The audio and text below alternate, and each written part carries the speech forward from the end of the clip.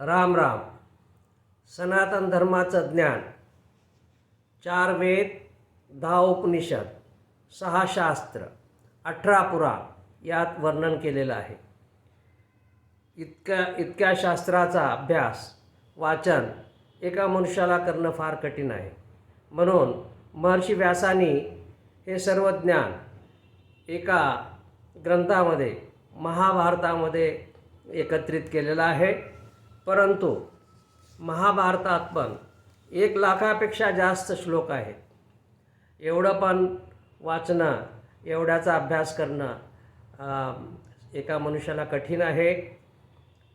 महाभारताचा अभ्यास करणं पण कठीण आहे. म्हणून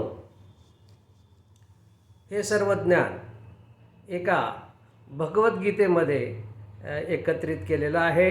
भगवद्गीतेमध्ये आणि ज्ञानेश्वर महाराजांनी भगवद्गीतेवर जी टीका केलेली आहे ज्ञानेश्वरी, त्यामध्ये हे सर्व ज्ञान एकत्रित केलेलं आहे, एकत्रित आहे. गीतेमध्ये सर्व ज्ञान आहे. मनुष्याने काय खावे, काय खाऊ नये, कोणते कर्म करावे, कोणते कर्म करू नये, इथपासून भगवंताची प्राप्ती कशी व्हावी, ज्ञानयोग, सांख्ययोग, नंतर ब्रह्मविद्या, योगशास्त्र या सर्वाचा विचार एका भगवद्गीतेमध्ये आहे.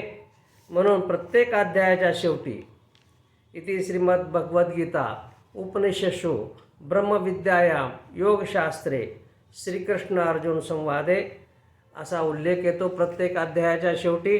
म्हणून मनुष्याने जास्त शास्त्राचा अभ्यास न करता एका भगवद्गीतेचा जरी अभ्यास केला, त्याचं वाचन केलं, मनन केलं, अभ्यास केला, तर संपूर्ण सनातन धर्माचं ज्ञान प्राप्त होतं. जय सियाराम.